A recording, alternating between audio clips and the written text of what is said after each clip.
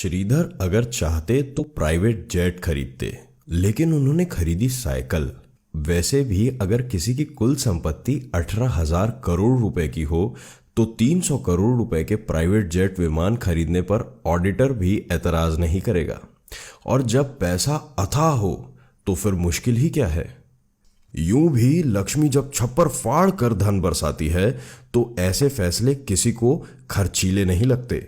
शायद इसीलिए एक खरबपति के लिए जेट विमान खरीदना ऐसा ही है जैसे किसी मैनेजर के लिए मारुति कार खरीदना। लेकिन जोहो कॉरपोरेशन के चेयरमैन श्रीधर वेम्बू पर लक्ष्मी के साथ साथ सरस्वती की भी मेहरबानी थी, इसीलिए उनके इरादे औरों से बिल्कुल अलग थे।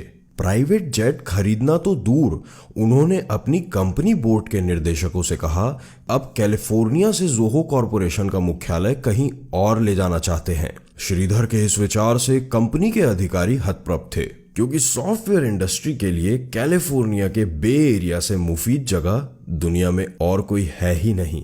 गूगल, एप्पल, फेसबुक, ट्विटर या सिस्को सब के सब इसी इलाके में रचे बसे फले फूले। पर श्रीधर तो और भी बड़ा अप्रत्याशित फैसला लेने जा रहे थे। वे कैलिफोर्निया से शिफ्ट होकर सिएटल या ह्यूस्टन नहीं जा रहे थे, वे अमेरिका से लगभग 13,000 किलोमीटर दूर चेन्नई वापस आना चाहते थे। उन्होंने बोर्ड मीटिंग में कहा कि अगर डेल, सिस्को, एप्पल या माइक्रोसॉफ्ट अपने दफ्तर और रिसर्च सेंटर भारत में स्थापित कर सकते हैं तो जोहो कॉरपोरेशन को स्वदेश लौटने पर परहेज क्यों है। श्रीधर के तर्क और प्रश्नों के आगे बोर्ड में मौन छा गया। फैसला हो चुका था। आईआईटी मद्रास के इंजीनियर श्रीधर वापस मद्रास जाने का संकल्प ले चुके थे।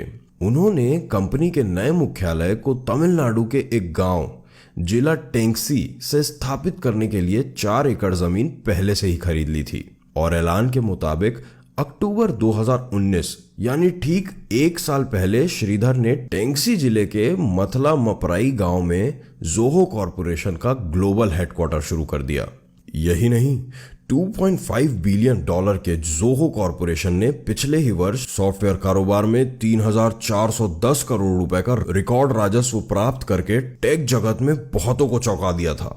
स्वदेश क्यों लौटना चाहते थे श्रीधर अमेरिका की किसी एजेंसी या बैंक या स्टॉक एक्सचेंज के दबाव के कारण स्वदेश नहीं लौटे। उन पर प्रतिस्पर्धा का दबाव भी नहीं था। वे कोई नया व्यवसाय भी नहीं शुरू कर रहे थे। वे किसी नकारात्मक कारण से नहीं, एक सकारात्मक विचार लेकर वतन लौटे। उन्होंने कई वर्ष पहले संकल्प लिया था कि अगर जोहो ने बिजनेस में कामयाबी पाई तो वो प्रॉफिट का एक बड़ा हिस्सा स्वदेश में निवेश करेंगे। कंपनी के मुनाफे को वे गांव के बच्चों की आधुनिक शिक्षा पर भी खर्च करेंगे। इसी इरादे से उन्होंने सबसे पहले मथलाम पराई गांव में बच्चों के लिए निशुल्क आधुनिक स्कूल खोले। कंप्यूटर टेक्नोलॉजी के जानकार श्रीधर गांव में ही जोहो विश्वविद्यालय भी बना रहे हैं, जहां भविष्य के सॉफ्टवेयर इंजीनियर तैयार होंगे। फोर्ब्स मैगजीन में दिए एक इंटरव्यू में श्रीधर बताए हैं कि टेक्नोलॉजी को अगर ग्रामीण इलाकों से जोड़ा जाए तो गांव से पलायन रोका जा सकता है। गांव में प्रतिभा है, काम करने की इच्छा है। अगर आधुनिक शिक्षा से हम बच्चों को जोड़ें तो एक बड़ा टैलेंट पूल हमें गांव से ही मिल जाएगा। इसीलिए मैं भी बच्चों की क्लास में जाता हूँ, उन्हें पढ़ाता भी हूँ। मेरी कोशिश गांव को सैटेलाइट से जोड़ने की है।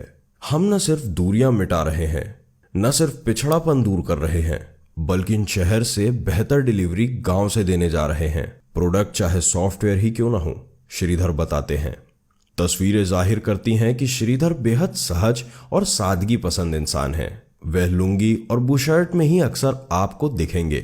गांव और तहसील में आने जाने के लिए वह साइकिल पर ही चल निकलते हैं। उनकी बातचीत से, हाव भाव से यह आभास नहीं होता है कि श्रीधर एक खरबपति सॉफ्टवेयर उद्योगपति हैं, जिन्होंने 9,000 से ज्यादा लोगों को रोजगार दिया है, जिसमें अधिकांश इंजीनियर हैं। उनकी कंपनी के ऑपरेशन अमेरिका से लेकर जापान और सिंगापुर तक फैले हैं, जहां 9,300 टेक कर्मियों को रोजगार मिला है। श्रीधर का कहना है कि आने वाले वर्षों में वे करीब 8,000 टेक रोजगार भारत के गांवों में उपलब्ध करवाएंगे और ग्लोबल सर्विस को देश के नॉन अर्बन इलाकों में शिफ्ट करेंगे। शिक्षा के साथ गांवों में आधुनिक अस्पताल, सीवर सिस्टम, पेयजल, सिंचाई, बाजार और स्किल सेंटर स्थापित कर रहे हैं। जननी जन्मभूमिश्च स्वर्गादपि गरीयसी।